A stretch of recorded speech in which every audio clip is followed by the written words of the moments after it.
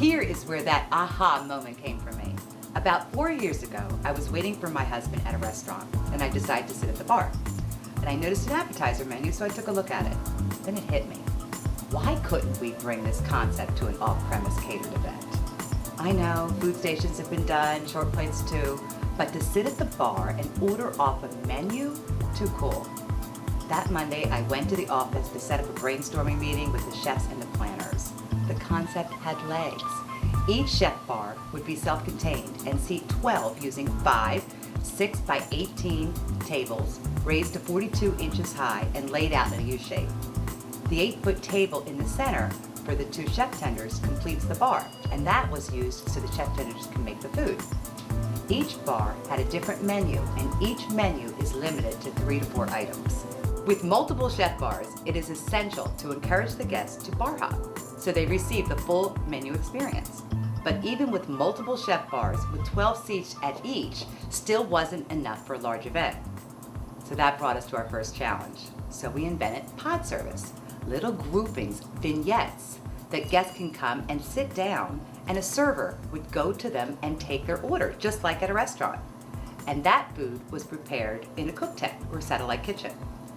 So to prepare all the food to order at these chef bars was paramount and vital. But that presented our second challenge. So talk about bringing the back of the house to the front.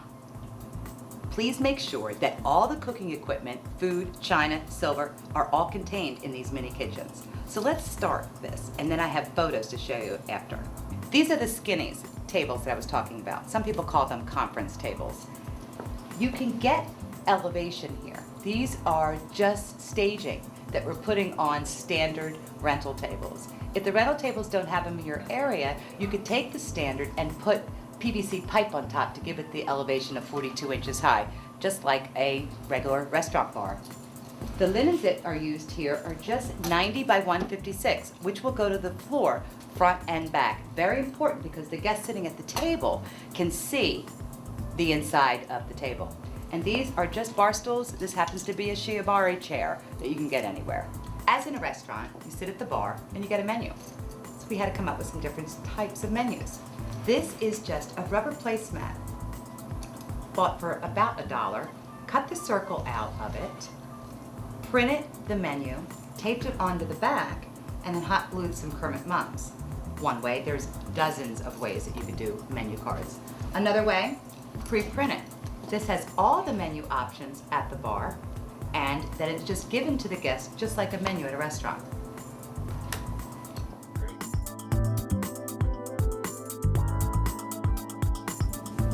For added fun, I love these Kermit cubes. All this is a brick of Oasis that's been saturated while it's wet, and you're just putting in these Kermit mums and sticking them right in. Cover the whole thing just for accent.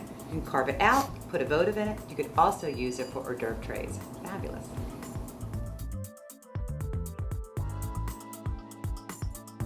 We are now inside the chef bar where the chef tender will work.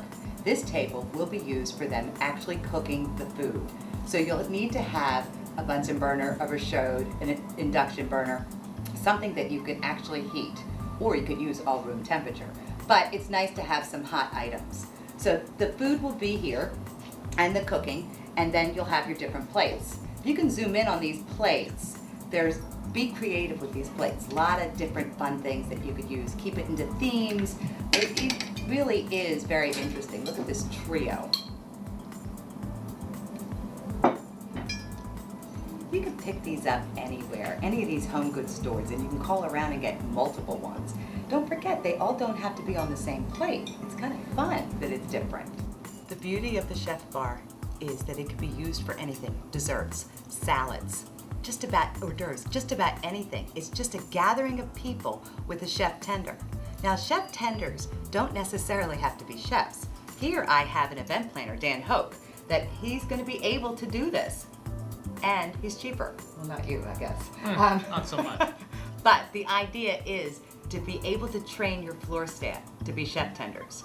So now this is a salad bar. Taylor, why don't you come in here and let's do a little scenario of how a guest would come and sit down.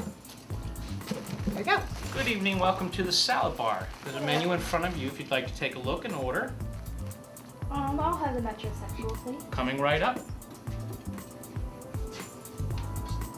So as he's making this salad, there are several other chef tenders because people are coming in and out. It kind of gets too deep and it really looks like a bar that they're making these food cocktails, I guess, for the guests.